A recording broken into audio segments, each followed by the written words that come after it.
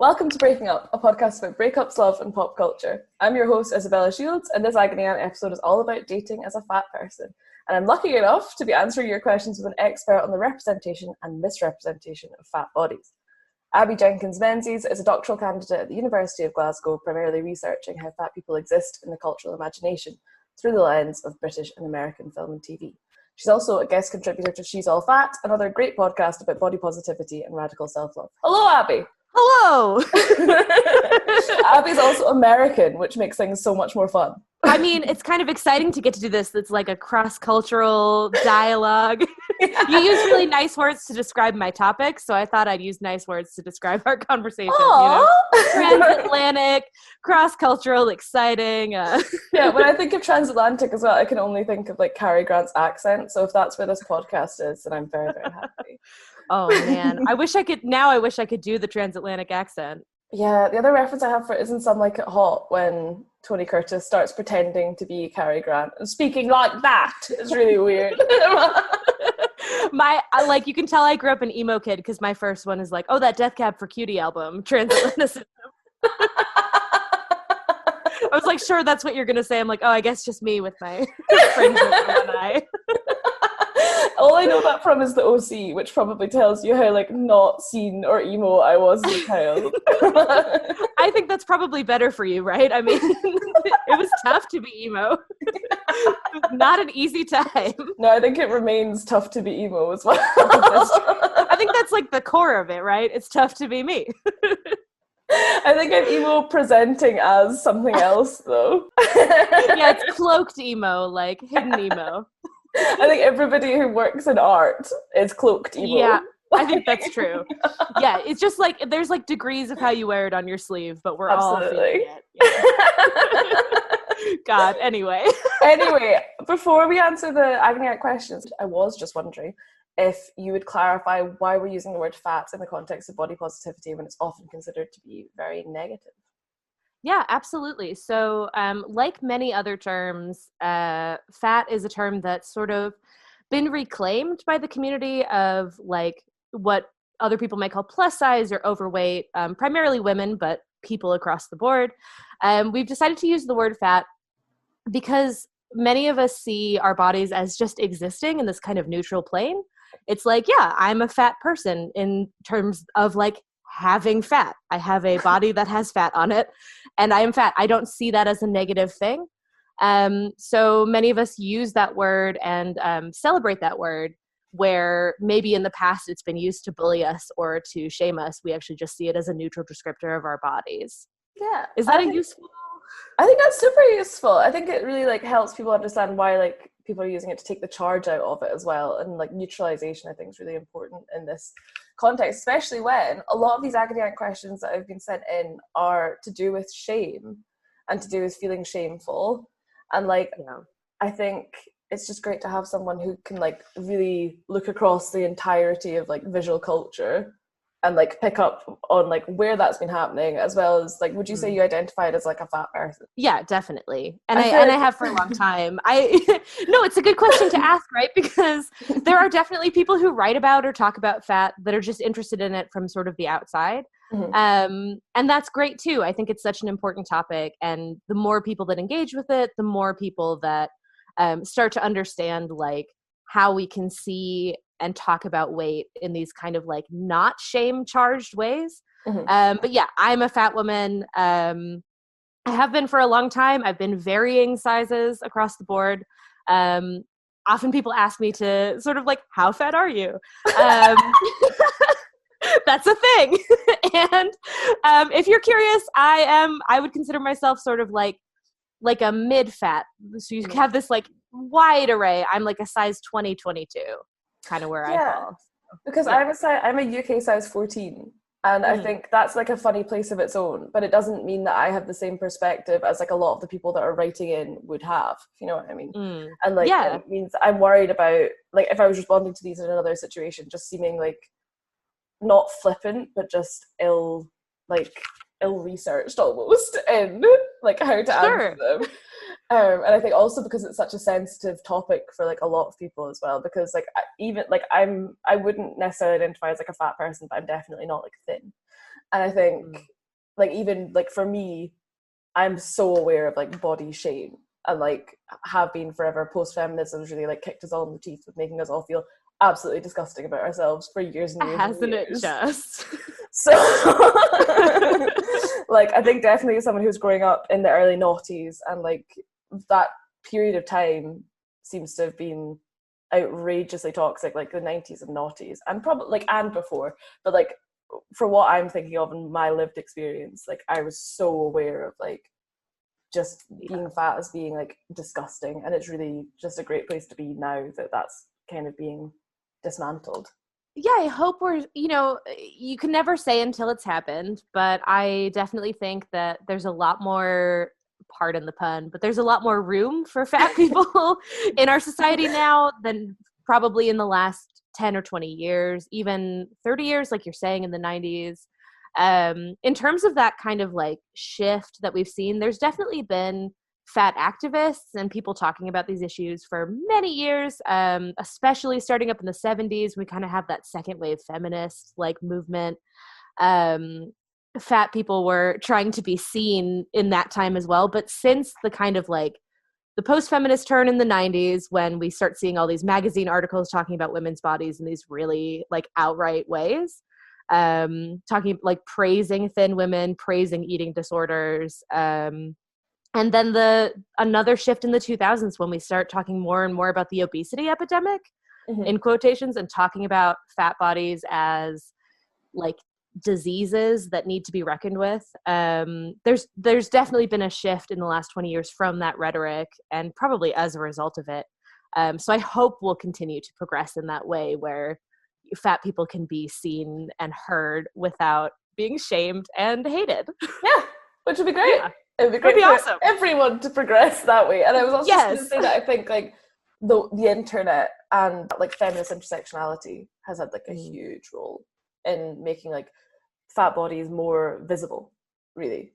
Massively, right? And the work of a number of especially like plus size Black women and fat Black women who have like really been the forefront of that movement, the forefront of body positivity and of like different ways to make your body visible in these like really exciting, like kind of feminist forward ways, instead of feeling like, we have to hide and just take like selfies and never show our bodies and, kind of like make up for our fat selves online. Instead, now we get to like celebrate it, which is awesome.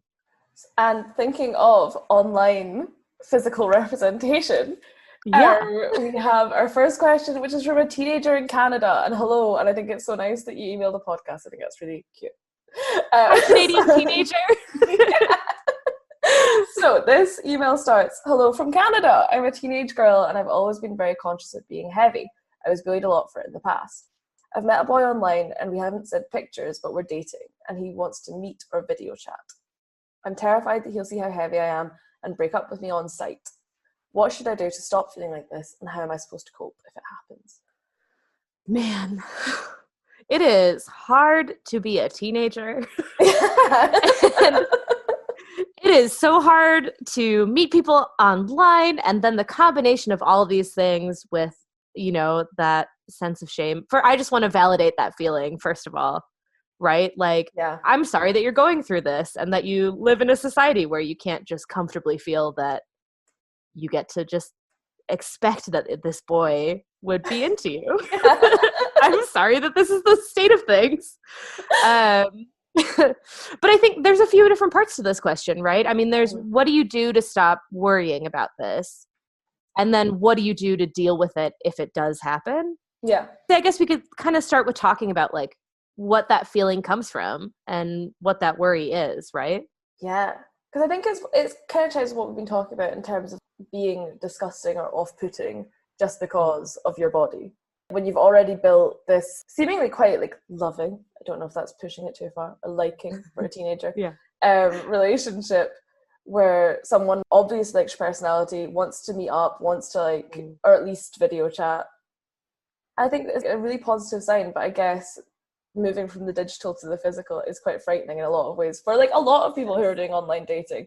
And absolutely. I'm just interested in whether or not this person would send a selfie or send something first. Mhm. Because in respect of like, what am I supposed to do to stop feeling like this, I would maybe try and like get out in front of it. I actually think that's a great piece of advice, because there is that element to this where it's like, is some of this anxiety coming from like you're feeling that this boy online doesn't actually know what you look like? Mm-hmm. Like, have you exchanged photos? Do you have a full body picture that you can send ahead? Because I do think like, even though we're like, it shouldn't be this way, I also understand like there's an element of protecting yourself here where like maybe it would be good for you to exchange photos first. Yeah. Like, I think that's a really good idea. And I think as well, like, but I totally get why you don't want to do that, because with online relationships like this and talking to anybody online, like what you've built up in your head is so important. And I think like it's easy for us to be like, just send a photo, just like reveal yourself. Yeah, no big deal. It'll be fine. Just take a huge step. Yeah. Don't just make yourself really vulnerable. Yeah. And if that doesn't work for you, just blow the whole thing off. Yeah, like, no big deal. Yeah, of course. It's so easy to forget when you're thinking about this that you have built up like a lot of trust and affection for that person already, and they've built that up for you as well. It's not one-sided. If it was one-sided, they wouldn't be like, let's meet, let's send photos, like let's do all this stuff. They're obviously interested, they're obviously like into you, and you might not even be into them in the end. Yeah, well, so that's something too, like, and I know this is all well and good to say and harder to internalize, but there is an element here of like, if this person is dumb enough to be put off by your beautiful fat body, then you do not want to be with them. Then they are not a good person. Like, if that is the reason that they don't like you, ultimately, even though you've had this connection and built up this trust enough to want to meet or talk online, then they're really, really not worth your time, because the center of this isn't, I'm fat and therefore I might be unlovable. The center of this is, what if the person I'm talking to is fat phobic? And if that's the case, then you know that person has a lot of other issues, because hopefully, fat phobia it's a symptom of a lot of other stuff. It's a symptom of seeing women and objectifying them and expecting something of their bodies that's like, I don't even want to say unrealistic, but just like, I don't know, not fair. Yeah, not true. Fair. The sample size for this representation of women is absurdly small. And like, I don't think anyone, like in any environment they've been in, has consistently been met with like real thin women or women that exclusively look like actors and models. The reason they're actors and models is that they've a brief, like. And I think also you're teenagers, you have like a lot of like growing to do, you have a lot of working out like what you like to do as well. It is so important to center that. Like, what do you want? What do you like? It's so hard to remember that, especially when you're young. Like, I certainly dealt with this as a teenager. Like, I put a lot of stock, understandably, in what other people might say or think about my body, and then reflected that back onto myself, like looked for myself in these other people. Mm-hmm. But it's also like, what do you really want? What are you getting out of this relationship? And if this person is going to treat you badly or not be interested in you when you're talking face to face, then that's not something that you personally want. Not as a shortcoming, right? Yeah. And I think like that's really I think it's all really understandable. Like, I think not wanting to like scare someone off in any way romantically is like a really real thing. But I'm just thinking like other ways to get out in front of it. So even like having the courage to just message and say like, this is what my body type is, like I just want to know like if you're into that really, and like if you like how you feel about that, like blah blah blah. Because then if they're like, oh, do you know what, then like I'm not up for it, then you can just cut it off, and like that, you don't have to deal with the vulnerability of that face-to-face connection, because you can just I think that's a really good point. If you're not at a place where you feel like you can trust them to send a message like that, then you might not be at a place where you're ready to meet them even. And also, you might not, like, you're a teenager as well. Like, teenagers think they're, like, ready for a relationship for a 42-year-old. And, like, I definitely did. Like, anyone who's listened to any past episodes knows I was, like, really living in my own little psychodrama when I was a teenager. And, like, trying for adult relationships when I was like so not ready for them. And I think like also if you see this person, they see you, and you like hang out and stuff, and you just end up being friends because you're not romantically attracted to each other, that's also fine. Like there are a lot of ways for this to go where it's kind of fine. Yeah.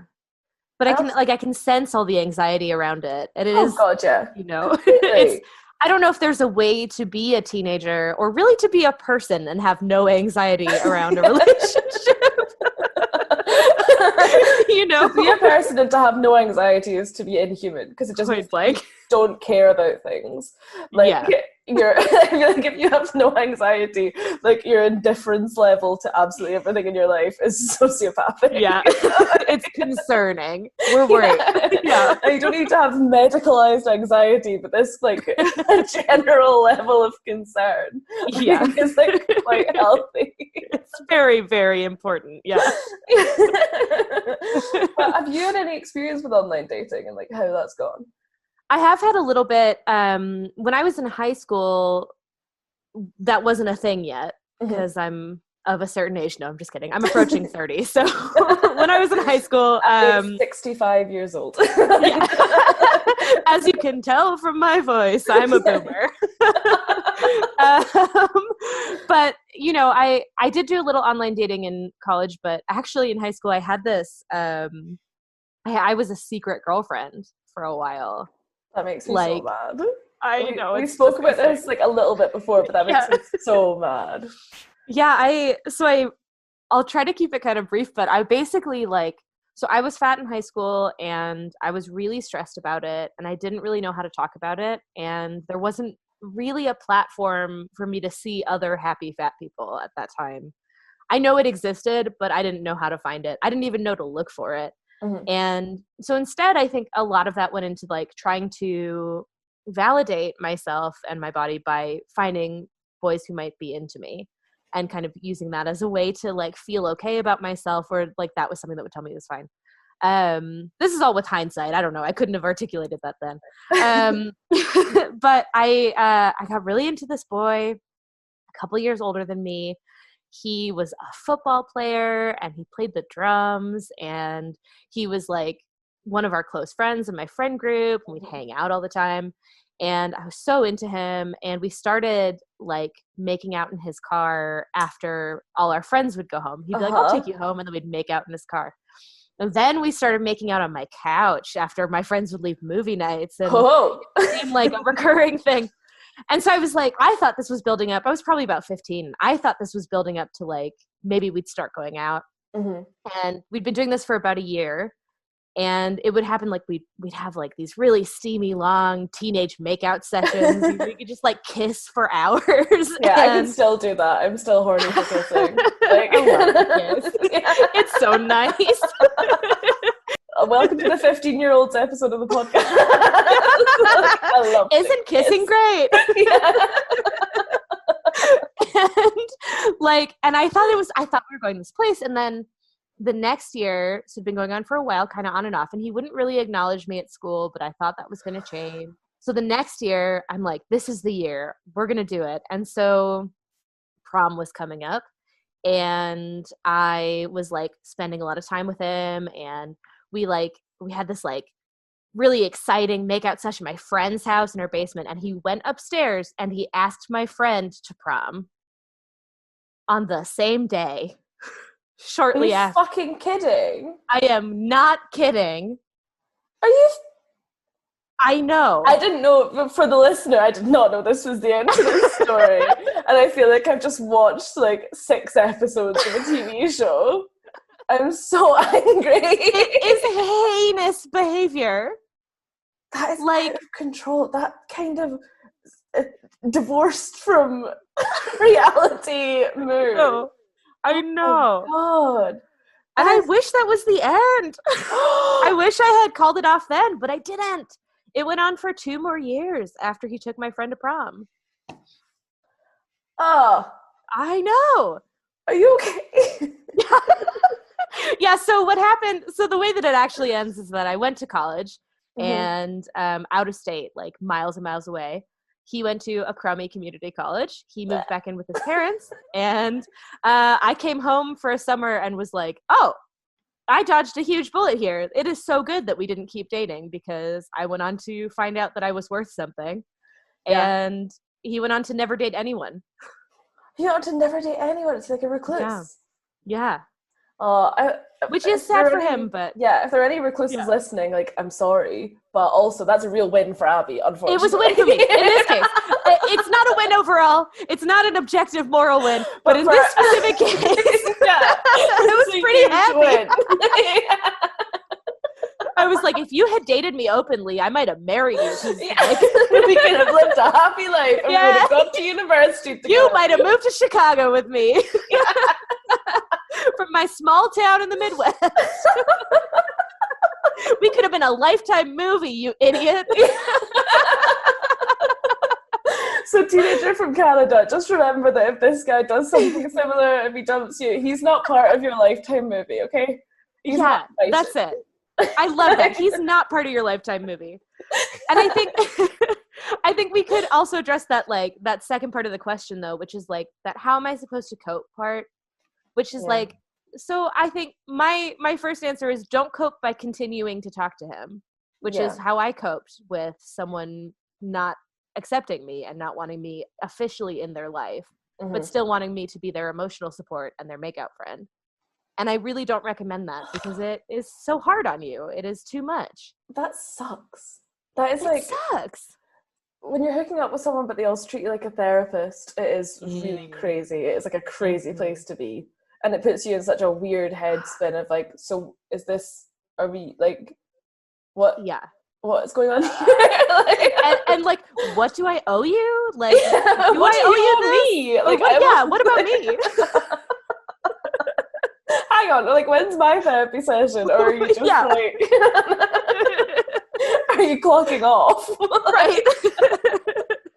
But yeah, I think it's definitely good advice if anyone rejects you, really, just to be like, that's it. Like, I'm not hanging out to like feel this rejection again and again and again. And you're also in like a pretty good position with this because it's online. You don't have to see them in school. You don't have to see them like hanging out. Yeah. You can just... That's it. Just like actually cut it off. Yeah. And also, like, I think, you know, a big one that I know, again, is one of those things that's easier to say than to do. But like, I think logic will catch up with your emotions eventually, just not right away. So I think it's still important to continually remind yourself that like your value is not based in how this person treats you ultimately. Like, it is nice when someone treats you great and you can connect on that level. And it's great to take good things from that, but you do not have to take shit from anybody. And if someone tries to put that on you, you can keep logically reminding yourself that that doesn't belong to you and that you didn't do anything wrong.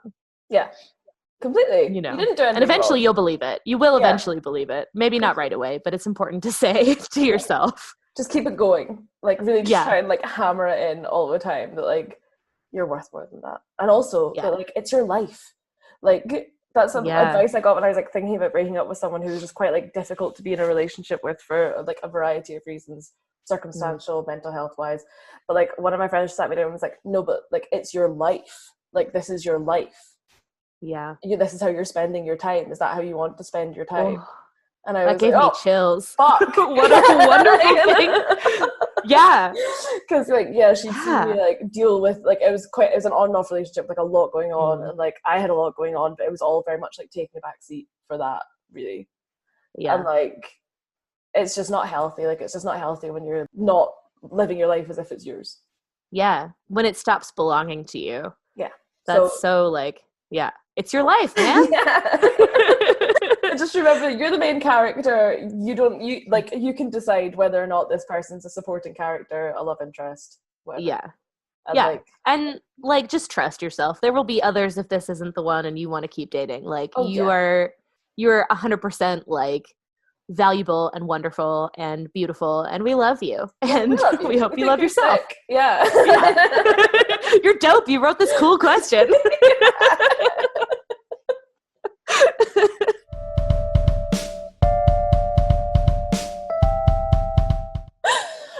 We've got another question, which I think is actually quite juicy. My partner's friends all make fun of her for her weight, and I can tell it gets her down. But when I bring it up, she tells me it's just their sense of humor. How can I tackle this without risking our relationship or her friendships? Oh man. Yeah. I hate that. Yeah, I made me like annoyed to read it. But what's your like instinct? And like, have you been in situations where people have made fun of like your weight or like other people's weight around you and it's just really grossed you out? Yes, I have. And I think like, man, what a hard question to answer, because obviously like I don't know a ton of stuff about the context of your relationship or like how happy you are in your actual relationship. This But is I how think it all like of them are, and I just yeah. want to be like Yeah. I'm like, oh yeah, this is just one piece. But like my initial reaction is like, your partner has got to stand up for you. Like, it is not right that you're in a situation where you feel like you're not allowed to stand up for yourself, because if this is their friends, then well, like, it's her own friends. oh, it's your own friends. So my partner's friends all make fun of her weight, and I can tell it Oh gets her down. no. So I that mixed like this up. the partner's writing in to be like, I want to tell them to stop it, Right. but I don't. But And I can't, 'cause she's there's their excused friends. it. Yeah, she's Oh. excused it and been like, it's just their sense of humor. That's even worse. But he can tell that it's getting her down. I see. Oh So no. Yeah. Okay. What's your instinct? Let me mull on my fixed perspective. my instinct with it is that just like, if someone's not standing up for themselves, like you do need to step in like a reasonable way. Yeah. I hate listening to that kind of thing. I hate and I hate feeling that somebody else in the room's uncomfortable. Like it really grosses me out. If it's my partner, if it's anyone, I find it so hard to just be like, ha ha ha ha. Like keep it all going. Hello. No big deal. We'll gloss over that. I think as much as your partner's excused it, like it's really easy for people who feel like very worn down by something to just be like, I don't want to deal with that again. I don't want to try to deal with it. It hurts too much, or it's too intense for me to like bring it up, or my boundaries have already been crossed and so I don't know how to reset them is kind of what that sounds like to me. Like I've certainly been in situations where I'm like, wow, that really hurt my feelings, but it seems like a lot of work to deal with it. Yeah. My feelings are already hurt, so that's all my energy is going toward making my feelings not hurt. And I don't know how to spend more energy on these people to tell them what I need. Yeah. I guess, like, do you think in terms of how the partner can address it, how do you think they can do it in a way that, like, doesn't add to the burden of the, like, this girl who's getting kind of, like, hurt. Low-key, like, bullied, basically. I say low-key, like, kind of just bullied.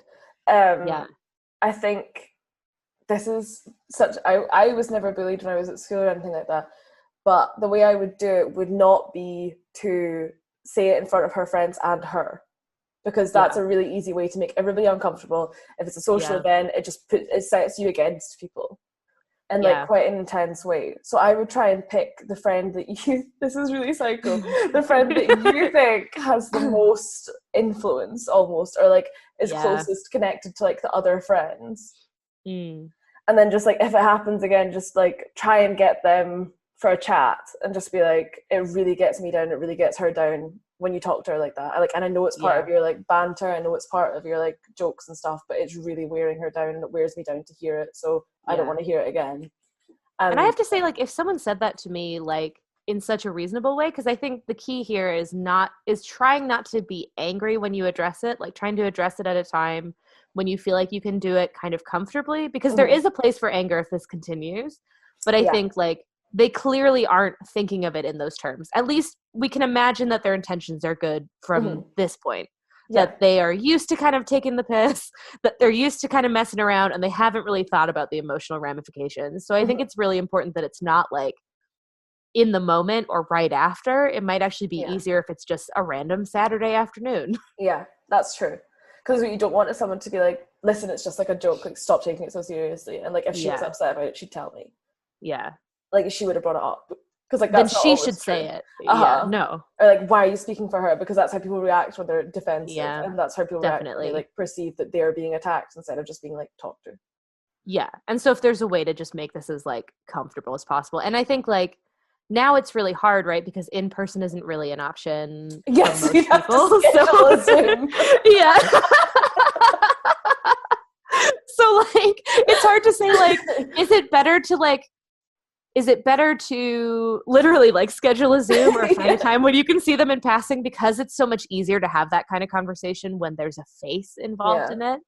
Or you don't want to feel like you're getting like fired over the phone basically as a friend. That's from it. Someone's boyfriend, because like the thing is, as well as not being bullied at school, I was told I was bullying somebody at school when I didn't realize. Like there was a girl whose name was like Sammy, basically. Hi, if you're listening, Sammy, I'm really sorry about this whole thing again. But just because like of the Lord of the Rings, I called Sammy Samwise. Yeah. And like I didn't realize that was being taken as like an insult, or like you're just doing it out of I was just like, all right, Samwise kind of thing. Like I'd say that, Sammy would laugh, but obviously was laughing because they felt pressure to. And then I got like called in to a teacher's office, and they were like, "You're bullying Sammy," and I was like, "Am I?" Like, I didn't know. Like, but I think I don't want to do that. That reaction really like helped. I was like, "What?" Yeah, like that can't be. Am I? No, like you don't understand. Like it's a joke that we have in chemistry.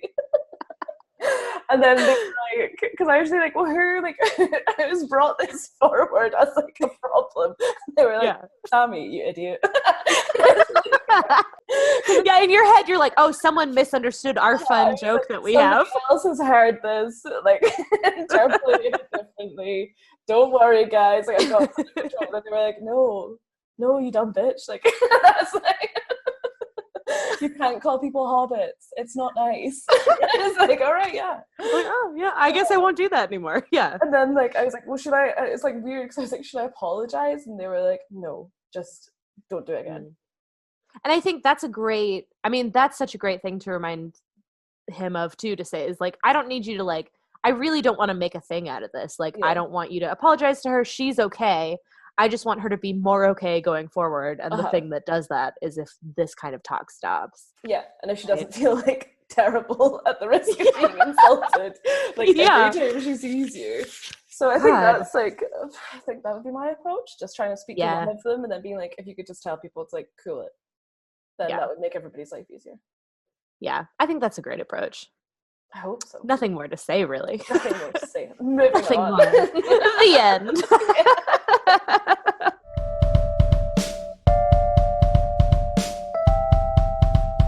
We've got another question, which is, my partner's ex was about a quarter of my weight, and thinking about that makes me so self-conscious that I can feel myself acting out because I don't think I'm attractive enough. How can I reassure myself that he wouldn't rather be with someone thinner? Man, it is hard to live in this world. I am married. I've been married for 2 years. I've been with this person, with my partner, for like 7+ years. And there are still times where I feel myself acting out because I don't think I'm attractive enough. Like, that is a really familiar feeling. Do you ever feel that way? Oh my God, like, do you ever feel that way? Yeah. I feel like I'm not attractive enough to like go out the house some days. And like, I think I definitely like have compared myself to like my partner's old partners, compared myself to people that Harlan had said are like attractive on TV. Like, for example, I'm not going to say. Now I'm like, I wouldn't have even noticed, but now I'm like, who? It's just, I mentioned this in another podcast, it's just like people who I look like nothing like, and I do the same thing. Is the thing, like I'm not like Harlan does not look like Adam Driver, for example. Harlan does not look like Michael B. Jordan, but I'm still like happy to bring that up. But when it comes the other way, I'm like, you cruel. You cretin. Yeah. How dare you say that? And like I'd never say that out loud. I'd just like go in a bit of a huff, and then that makes Harlan laugh as well, because Harlan thinks it's hilarious that like one woman would go in a huff because someone else is attractive. And because that's obviously not the intention of the But that's, that's true with, it's so hard with exes as well. Like my partner Ross didn't have that many exes, so I didn't have a huge pool to choose from. But even still, like there were a couple gals before me who were a lot smaller, and it is really hard to like to let go of that self-consciousness. And I think at the core, for me at least, a lot of this is about trust, right? Like that huffy feeling is fine. You're going to feel that sometimes. Like you got to not beat yourself up because there are times where you act out or times where you feel grumpy or crappy because you feel like you don't measure up to some invented standard or some past person. Yeah. But it's like, how much do you trust your partner? Like, do you know that they love you? Do you believe them? Can you find a way to like reassure yourself in like a conversation with them? Is that something that you can do without feeling like you're attacking them or angry about the ex or whatever? Like, I don't know. Because that's like very true. If you can talk to them about it, like Harlan obviously knows when I'm having a huff about something. Ross does too. Yeah. But I think if the other person doesn't know for whatever reason that's making you self-conscious or like then does make a remark about somebody on TV who doesn't look like you or something like that, and it really sets you off and it makes you feel awful, or you're just like, even if you're just in your own world with it and you're just of the opinion that you should be thinner and all that kind of thing, like talking to them about it and being like, yeah, it really fucks me up that like I feel this bad, like it's something that really like upsets me, and I think I just need a bit more reassurance like going forward that that's not the case. But then how would you want that reassurance to like exist? It's tough, isn't it? Because when you're in this place, it's hard to believe that anything anyone says will help. Yeah. Like but I think that something that happens to me at least is like when I feel myself getting riled up about something, it's not necessarily Ross's reassurance in the moment that helps. It's when I think back on the times that they've reassured me. Yeah. Again and again. Yeah. And it is the repetition of it, because it gives me something to hang on to when I'm spiraling, where I'm like, okay, I'm aware that I'm going a place that I think is probably not true. Mm-hmm. And if I want to look at the evidence, which is hard to do, there's a lot of evidence that they've reassured me repeatedly. Yes. Throughout the time we've been together. And that suggests that they probably meant it, even though I don't really feel like I believe them right now. I want to be in this relationship and I care about them. And a big part of that is trusting what they say. So I'm going to enforce that I trust what they say in this case, right? I mean, that's what I rely on. That's a very wholesome answer. I just sometimes like look at my own nudes and I'm like, yeah, no, I'm okay. I love that too. Yeah, actually I'm hot. I'm so hot. That's the thing. And then I'm like, you know what? I could resend these nudes to somebody else. Yeah, if my partner fucks me off, then I'll just get back online. Yeah, I have over 1,000 nudes that I can send. But actually that's a good point too, is like, do the thing that makes you feel confident. Like take a good nude, like look at a good nude, make yourself feel good, do your makeup or don't do your makeup, whichever is the one that makes you feel better, or like and like even just moving around a bit, because sometimes I feel worse when I've just been sat like crunched up like a prawn on the sofa, like scrolling through your partner's ex's social media. Like it might help not to look at that. That's true. For example. And also if I was asking for reassurance, I would just be like, I just need to feel like pretty hot today. Like specifically today, I just need a lot of reminders that I'm like pretty hot. So and like that's a good point, moving around, like go outside, like get out of, like shake it off a little bit. Like I absolutely despise how much going for a walk helps when I'm in those places. It makes me angry that it's so simple. I know, and I don't want to do it still. I never want to do it. Sometimes I'm out walking and I'm like, I hate this. Yeah, me too. I'm so angry I'm outside. Also, I realized how like I normally would like listen to something in my headphones, and then I realized like how dumb my own thoughts are once when I was walking around, because I was like wandering around without them, because I was like, I'm going to do like a mindful walk. I'm going to try and pay attention to like how I'm feeling and what I'm thinking. And I was like... I remember just being like, people all look the same in a place, and that's why it's weird when you go abroad and see loads of new faces, because they're completely new. What? Like, I caught myself thinking that, and I was like, what? Like, all of Glasgow don't like all look the same. You're like, this analysis breaks down pretty fast. I was like, but they also do. They look like they live in Glasgow. Yes. Maybe you're thinking of how we all always have like, wet hair and like Yeah. Grey skin, kind of yellow teeth. It's kind of a mess. But, you know, there's comfort in that. Because sometimes when I'm walking around, I see a face and I'm like, okay, this is such a tangent. But I'm like, I've never seen that face before. It can, like, I can think about it the whole day. I'm like, that face was, like, very specific and a lot. I love that. So, and it kind of sticks with you. Or I also think, like, isn't it nice to know that your thoughts are dumb? Because sometimes you're like, you get caught up in these, like, worries, and you're like, I'm so right to be worried about this. Because I'm so smart and I'm so right. And then it's like, wait, no, I think dumb stuff all the time. Yeah. I do silly shit. I sometimes forget my washing in the washing machine and have to redo it. I don't know. Yeah. So I'm not always right. Yeah. And like when I get caught up in these like self-conscious moments, it's like, okay, that's fine. That's normal. It's going to happen. But also like, I'm probably wrong. I'm wrong about plenty of stuff. Because that's another thing it's good for your partner to do. Because like Harlan often tells me that I'm being a mug about things when I am. Yeah. Like, and it's not gaslighting. It's just telling me when I've gone off on one that I'm going off on one, and there's no right. Yeah, and, Ross will do the same for me. This is like a leap. This is like a Lady Gaga Super Bowl leap. Most of my, you know how I can tell when I'm in a spiral as well, is that like, if I follow the conclusion of whatever thought I'm having, it always ends at, and I am garbage. Like any thought that ends with, because I'm trash is probably like actually just pure, unadulterated, powdered anxiety. Yeah, because I'm human waste. Right. I look like shit. I am shit. Shit. No one should want to be with me. I am unlovable. I'm going to go lie down forever.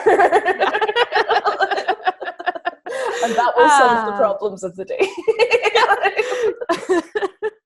It's a great way to start a Monday. Yeah, just go for a walk.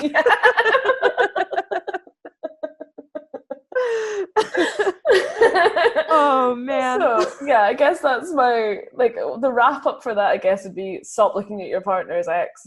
Full stop. Don't need to. Yeah. Quit it. It's not helping you. No, take a walk, move your body about a bit, get reassurance from your partner. Remember that the things you think aren't always right. Yeah. Let yourself journal a little too. I'll throw that one in there as well. It can just be helpful to see it on paper sometimes. Like, think the whole thought out, you know? Do you know what? Sometimes I am such an anxious person. I have complex post-traumatic stress disorder. And sometimes if I write something down before I've gotten to the end of the thought, it's like it's cemented. Like, if I start writing it down, I'm like, that's it. Like, and it doesn't, paper, it can't go past it. It's too real. Yeah. And then when I write, like, but that's not true because I'm a good person in many other ways that I can't think of just now. But they'll come. I get really like bound up and like, this is just shit. Like I think if you're a good journaler and if you can do it and if you can put your head in the right space for it, great. Yeah. But if you're not a good journaler, then just really try and get away from those thoughts. Is my That's such advice. A good point. That's so good. You're so right about that too, because there are definitely times, like even as a person who likes to journal, there are times where putting it down is too much, and I hadn't really conceptualized that as like. It's so funny that I'm thinking about this out loud now because I'm like, oh my god, I always thought that was a personal failing. I didn't know it was allowed. I have a psychologist like to help me with my like trauma stuff, and like she was really like when she did it, she was like, so like write the thing and then write the opposite across from it, and you'll recognize what's true. And I literally was like, let me stop you there. Hold on, babe. It's like no, like I've done like CBT before, like cognitive behavioral therapy before, and like it's the reason it's not working is because it requires me to like dismantle something with the only tool for it being like do the opposite, say the opposite, think the opposite.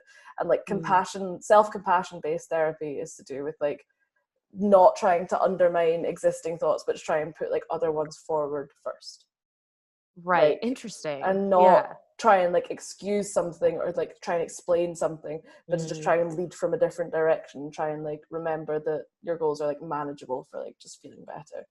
That's lovely. Like, I love that. Yeah. You don't have to like put the idea down like first. Yeah. It's like, definitely like leading with that instead of leading with the terrible thing first. So sometimes for me with my mental health, I know that things are going to happen. Like, and what I get caught in spirals over thinking that another bad thing is going to happen to me soon. And the more time there is before a bad thing happening, the more likely it is a bad thing will happen. That is a familiar pattern of thought to me. Yes. I once said to somebody, I was like, life is just the space you live in between people you love dying. And they were like, that is a terrible perspective. And only one person I love's dead, so it's just a countdown from here. Like, until the next one. It's just scary. But if you've got somewhere to go where you're like, I am a decent person, I'm an honest person, or even if those aren't the ones you have, like if you're just like, I can do these things well, and they don't need to be like, I'm a stockbroker. They can be like, actually, I hope they're not. They can be like, I do these things well, I care for my friends well, I can like make my friends laugh and all that kind of thing. Like I can tend plants. I can like, do these various things, and like if those are things that make you better, those things make you better. But just try and get a bit of perspective and a bit of avoidance on the ex, because like it's not the ex's fault that the ex was thinner than you. It's not. They're not thinking about it. As we love to say, they're living rent free in your head, and like that's okay. But there are ways to evict them, and one of the first ways to do that is to stop scrolling, because you probably are. Yeah. Just have a little break. Is the advice. Just like get away from the ex and speak more to your partner and cut those cords. Well, snip. Whenever somebody says snip, I think of a vasectomy. I'm gonna cut that.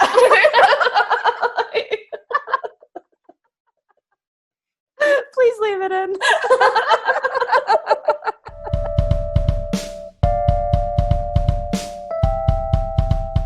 And speaking of male reproductive systems. Ooh, good segue. We have another question, which is, I'm a 6'5" guy and I've always been heavy. When I date women, I find that they have an expectation that I'll be rough with them or dominant during sex. I feel like I'm disappointing them when I just want to have normal sex because they've decided that I want my body to be treated a certain way. My friends don't think this is a real problem, but I'm sick of being fetishized. How can I meet women who are into my body type but don't make me feel weird about it? Man. So the first thing that jumps out at me here, I absolutely hate that. Like, my friends don't think this is a real problem. Yeah. Like, I guess, like, I'll validate it. Of course this is a real problem. You know it is, and I'm sorry that your friends don't. Yeah, that sucks. Yeah. That's not right. Because, like, imagine you said to your friends that you can't have sex the way you want to ever again. Yeah. Like, the requirement for you to go out with someone is that you don't have sex the way you want to again. And your friends were like, well. Yeah, they were like, do you know what? It's not a real problem. I'll be okay. Yeah. Like, that's not going to happen. Right. And I think it is tougher. Like, I can imagine that in this kind of scenario, like, we talk a lot about fat women being fetishized in the dating scene. And we don't talk a lot about what it's like for fat men. And I will be honest that I haven't really thought about that in kind of the same way. And I guess, like, as a guy, you're dealing with a couple things here that a woman isn't dealing with that are just different. Like, you're dealing with this thing where people just think that you should want to have rough, dominant sex because you're a tall, large man. That's crazy. Why should you not get to have the gentle, nice sex that you want to have? It's crazy to assume that anyone straight off the bat would want to have, like, rough sex. Yeah. Like, I think that's a really weird, like, societal thing to just assume, like, straight off that someone would be like, all right, so we're going to be, like, really ripping each other apart. Like, and it's going to feel weird and violent. Like, that's not... And we both want that, and we just met. That's implicit. Yeah. We don't have to talk about it at all, because that's obviously what we'll want. Yeah, because look at you. Like, it's not real life. I think you can't... You don't want to be in a relationship with anyone who is just immediately disinterested in, like, having quite a, like, nice kind of, I don't want to say fact finding, but fact finding time with, like, your body and, like, what you like and what feels good and what doesn't. Like, and then because that should be, like, something that you have, and every relationship that you're in, or anytime you're having sex, you should be able to, like, feel each other out. Hey. What a terrible phrase. I was saying it, I already felt gross. I've never felt somebody in my life. God, with the pandemic on, I'm like, did we used to hug? I don't remember. In thinking about this, I guess, like, it's such a tough ask, like, how do you meet the right people is the eternal question of dating, right? And I don't exactly know how to answer that. But I do think that the advice that we give fat women about how people might fetishize them is probably pretty similar. Like, I think you can watch out. There's a bunch of different red flags that you can watch out for when you're talking to somebody that might help give you an indication of whether they are actually into you or whether they're seeing your body as a fetish object. So like, I think you could watch out, like, are they labeling you right off the bat, like without your consent? Like, are they calling you a giant or a bear, or like, are they giving you some, I don't know, like some title right off the bat? I'm trying to think of, like, what people would label me. They'd be like, little small blonde. Like, I'm trying to think of, like, words for, like, a 5'3" woman with, like, this is a fun game. Hair. Like, I'm like, what do you call me? Like a fat girl with like a 5'9" fat girl with wavy. You're like, who am I? Yeah, I'm like, I got blue eyes. Like, maybe there's a Scandinavian thing in here. Yeah, because I was like, and then the only person I could think of, I was like, oh, like Dolly Parton. Then I was like, well, I'm not a Dolly Parton. Like, who am I? Like, do you know what I will say? I have one that, this is so dumb, but it's happened to me so many times that I have to believe it's a pattern. You're seeing me right now. I look nothing like the singer Adele. No, you don't look anything like Adele. Yeah. And yet, for years of my life, when I would go out, especially to like club settings, like specifically like really dancey, like it happened at like 3 different gay bars in Atlanta when I lived there. Yes. And completely different nights. People will come up to me and as what they see as a compliment will be like, oh my God, you look just like Adele.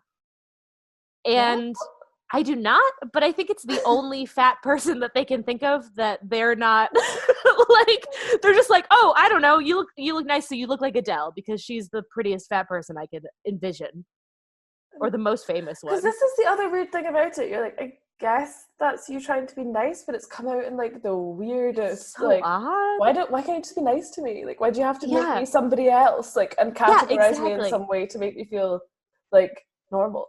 People told me in gay bars that I looked like Peaches Geldof that year she died. Oh God! Like, you look like Peaches Geldof. I was like, okay, okay, thank you. R.I.P. I also look like really unhappy. And, oh man. So yeah, if someone's trying to like give you a celebrity like that you look like and it makes you uncomfortable, or they're like giving you whatever the labels are that like maybe you will know yourself, like, I also think if people are like, if you're talking to someone and they like ask how much you weigh or how tall you are, if they like compliment your size repeatedly and like exclusively, like that's a good sign that that's the thing they're into. If they keep bringing it up, you know, that's something that like a lot of my fat gal friends watch out for, especially like heavier gals that I know. You kind of have to like be really careful because people are just trying to be with you because of your fat body, and obviously you don't want that. And a lot of guys will ask things like, what are your measurements? And then be like, I just love your rolls, and I just love your this, and I just love your that. And a compliment is great, but repeated compliments about these like really specific objectifying things are concerning. If someone asked me what my measurements were, I'd think they were going to make like a human mannequin of me and like keep me in the basement, you know? Like, yeah. Unless you're an atelier, like, leave me alone. I know. If you're going to make me a dress, I'm thrilled, but yeah. I really want a custom-made suit. Are you going to do that? I actually do really want a custom-made suit. So just putting that out there, like, we have no sponsors for the podcast at the moment, but like, if somebody wants to make Abby a suit, please get in touch. I really want it to be a Mingus tartan, which is a really bright red. Yes. So I want to strut around.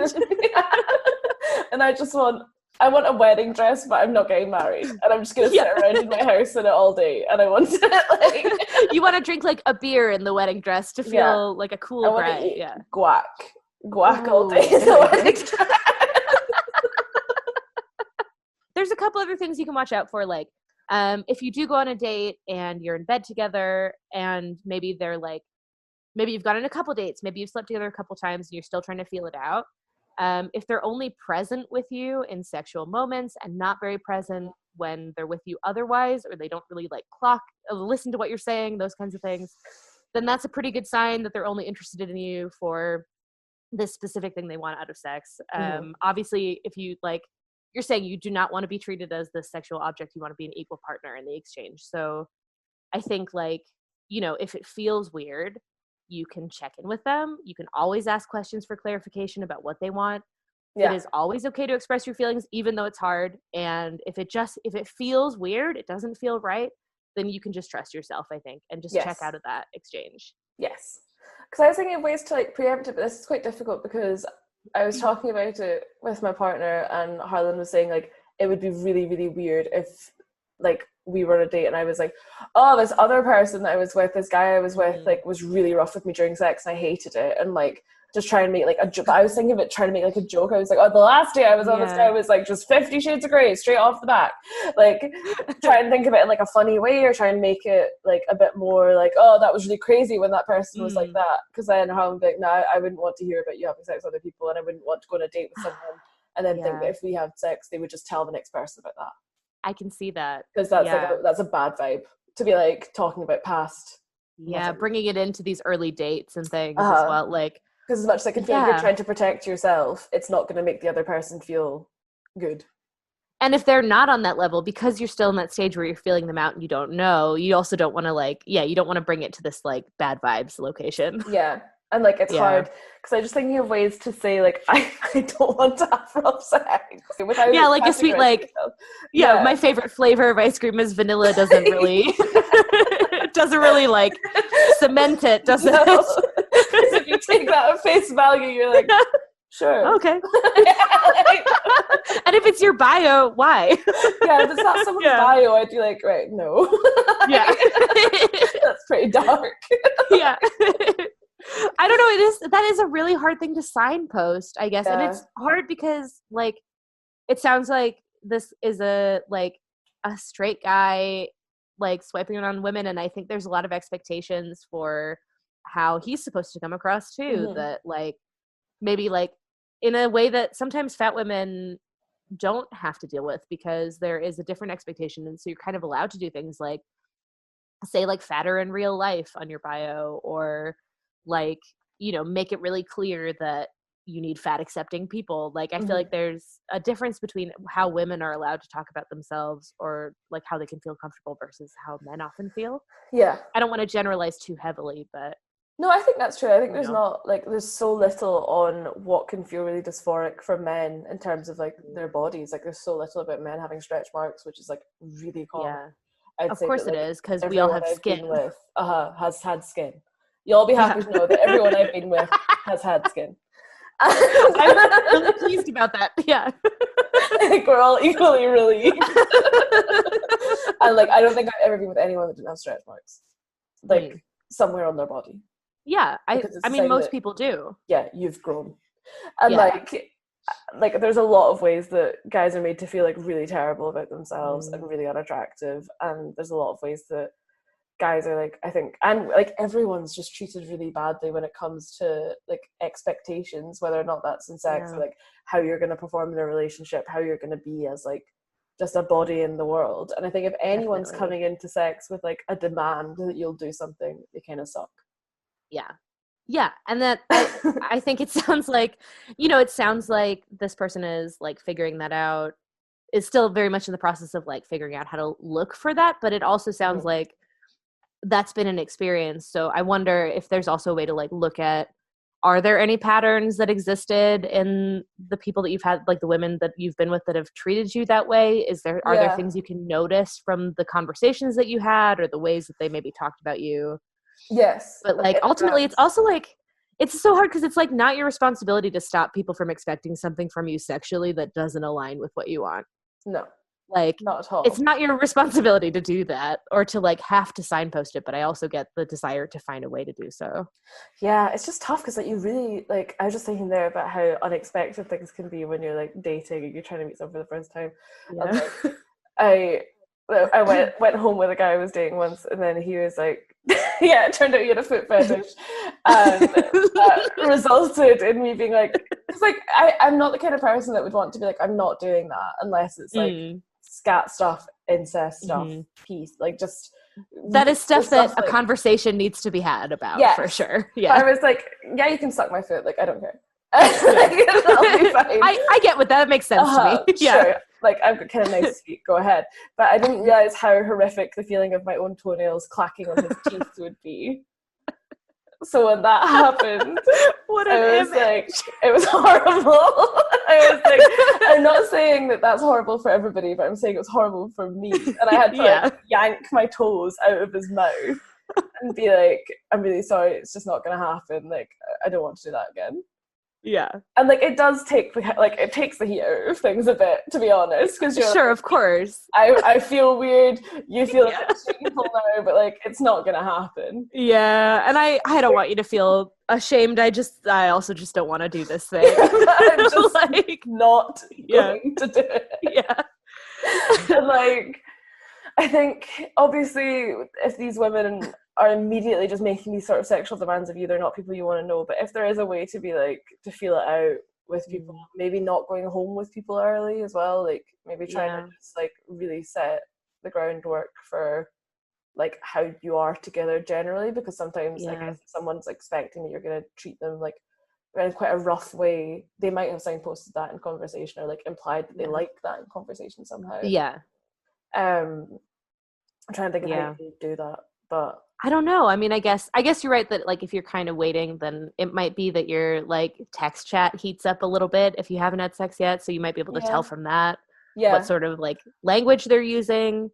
You might be able to tell a little bit from body language, like But I don't know. You know, I guess like I think it is also important though, like you said about this like this foot experience where it's like if you're you know, if you're in bed together and you're uncomfortable, you still don't have to do anything. Yes. And I know that like oftentimes as a man, like at least from like what I know about the way that men are treated in society, as we've already said, like you might feel that it is like your prerogative, like that you have to do what someone else wants from you because you're a guy.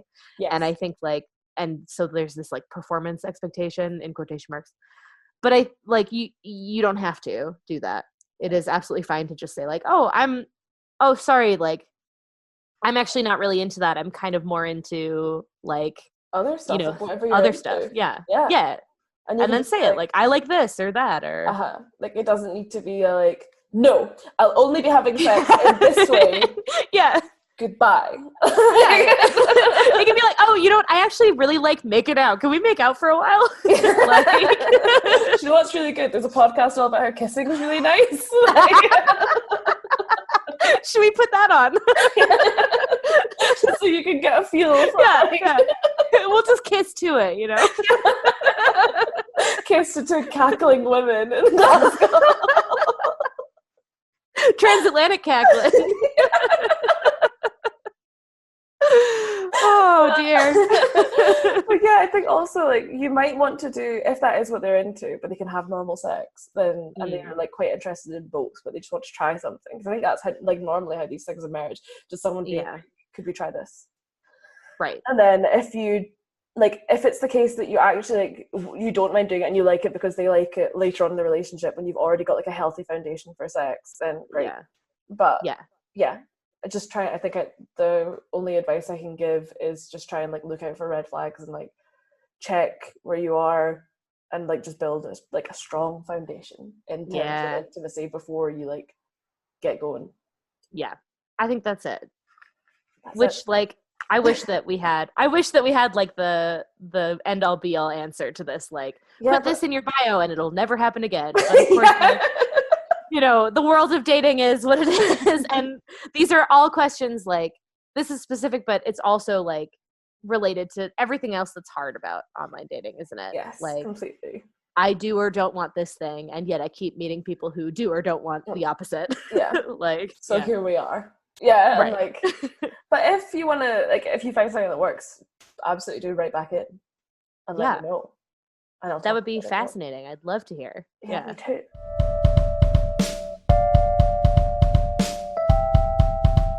But we have the final question, I believe. Yes, the final question is, I'm a 22-stone woman, and this is kind of related to the last question too. I'm a 22-stone woman, and I feel like I'm lucky to be dating anyone who wants to be with me. I've only ever had 2 relationships, and both of them ended with harsh words about my size because the men I was with wanted to change it, and it didn't work.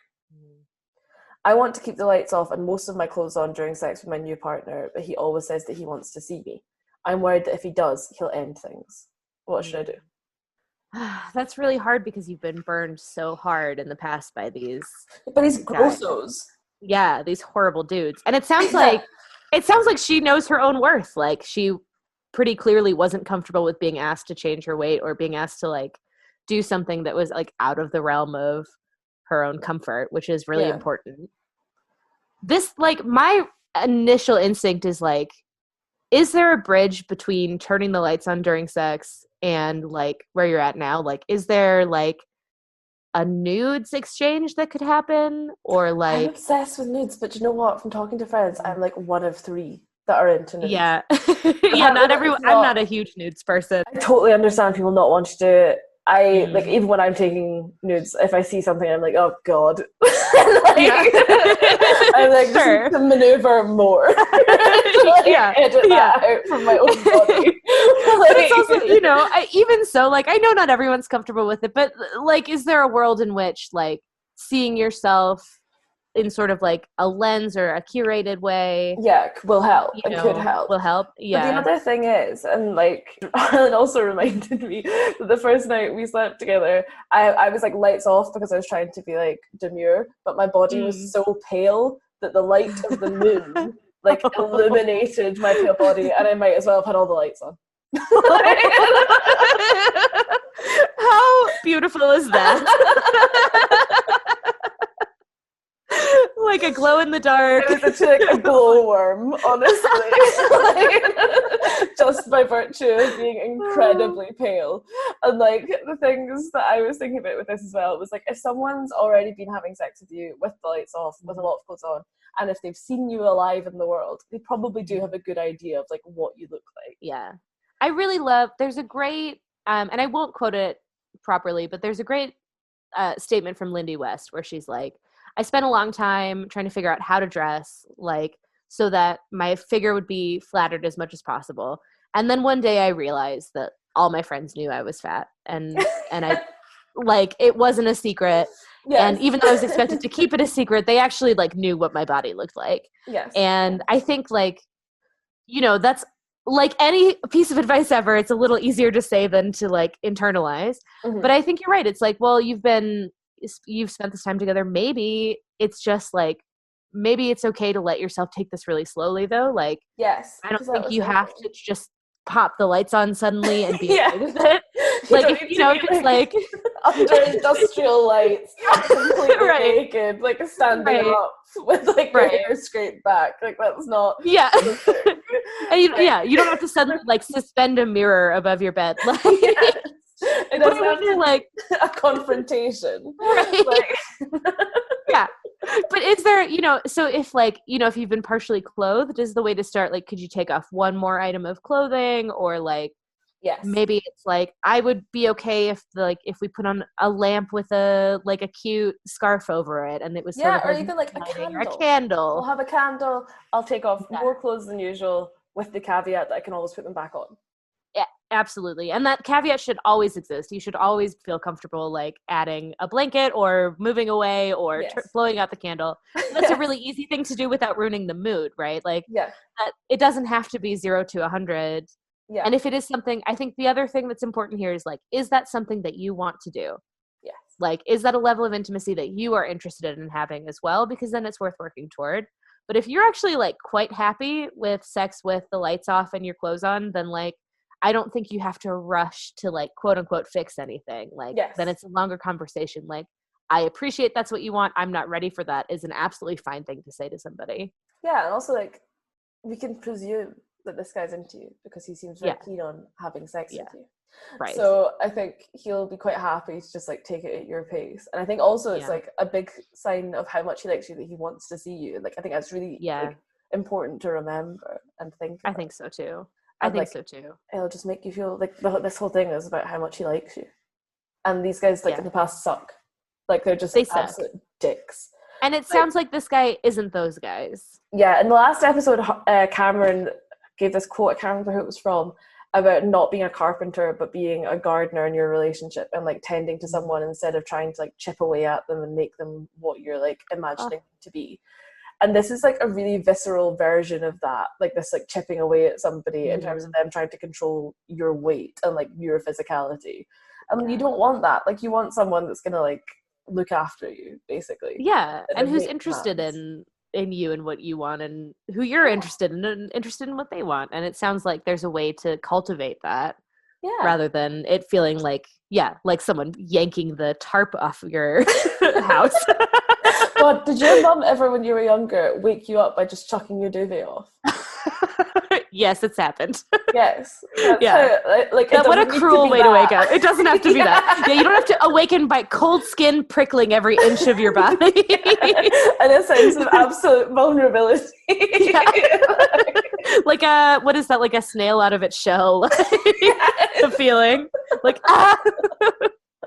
It doesn't need to be that. You can like dip your toe in the water of nudity and just try and get more comfortable. And also just like ask for the kind of affirmation reassurance that we were talking about in the question about like just not feeling like you're thin enough and not feeling like you're it's like you have a reason. What you're feeling is valid and it makes sense. You've been through a lot with these people that like didn't treat you right, and it is okay that you're not ready to just like forget all of that past trauma and just suddenly be done with it. Like that's real, and like you don't have to be better than anything else. Like you just get to like with, especially when it comes to sex, you just get to figure out bit by bit. You don't have to like be or do anything. Yeah. And I hope you don't talk to those other guys that you broke up with ever again. I hope you don't, because you know what? Like they were lucky to even get to spend a moment in your presence, and never mind your vagina. Yeah. Not to mention. So like, I think this guy seems nice. Seems like a sweet guy. Yeah. Seems like he's into it, so he'll be into varying degrees of it, you know, when it comes to clothed or unclothed, dark or light sex. Exactly. Happy to be here. Like, this guy is like, and he is, happy to be here.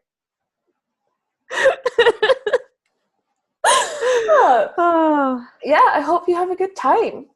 I hope you do too. That's it for us in the questions. Wow. Agony on. Yeah, I know. It's like, as always, I'm just a girl speaking to various countries, asking them to pay attention to me. And I'm not a qualified psychologist, and neither is Abby. But thank you so much for like giving us your time and energy and like your questions. It's been really nice. I hope you feel good. I hope so too. I hope you do too. I know it's it's like, well, just coming from one gal's perspective, just sitting on a bed in Glasgow, having a chat. I hope you all feel validated and appreciated, because that's the vibe that I'm trying to send out. Yeah, me too. But what recommendations do you have for the heartbroken in terms of like films or TV shows or albums or songs? All right, heartbroken. I gotta say, I have a few different recommendations here. My first recommendation is a TV show. You may or may not have watched it. It is Shrill, featuring Aidy Bryant, based on Lindy West's eponymous novel. It follows Aidy Bryant through her various quests to be loved and appreciated, and to love and appreciate someone else, while learning to be a fat woman in this world and learning to be unafraid, which is just delightful, and I think is great even if you're not a fat woman, especially after or during a breakup. Yes. So that's my first recommendation. If you want to really feel in your melodrama a little bit, and I do, and well, as I've established as an emo girl for life, I'm sort of an out there recommendation. Okay. Billy Wilder's 1978 film Fedora is a wild melodrama in which an actress, like an aging actress, who seems somehow beyond her years, is sought out by this producer, and he tries to get her to star in his film, and then she mysteriously dies. Very melodrama, very romance, really wild. Billy Wilder also directed Sunset Boulevard, so if you've seen that, it's kind of that on steroids. And Some Like It Hot and The Apartment. Yeah. And Some Like It Hot and The Apartment are like in my top 5 films, honestly. Like, they're some of my favorites. And I've never seen Fedora or heard of it. So I'll check this out 100%. Hooray. Maybe I'll save it for if Harlan and I break up. But yeah, just keep it on the back burner. Just in case. Totally. I love it. In terms of music, I had a lot of recommendations. I've decided to whittle it down to once in 2008, I recommended to somebody on Yahoo Answers who asked Yahoo Answers, what should I listen to now that I've broken up with my boyfriend? And I told them that they should listen to Gavin DeGraw's More Than Anyone. And I stand by that recommendation to this day. I don't know it. It's a beautiful song. The chorus is real sad. If you've just broken up, it really puts you right in your feelings. And I know that because I got at least 10 stars or hearts or likes or however they used to tell you that you did a good job on Yahoo Answers. Excellent. Great. Well, that's us. Where can people find you online? If you're interested in hanging out with me online, I can be found on Instagram and Twitter at Abi Normalcy. That's ABI Normal CY.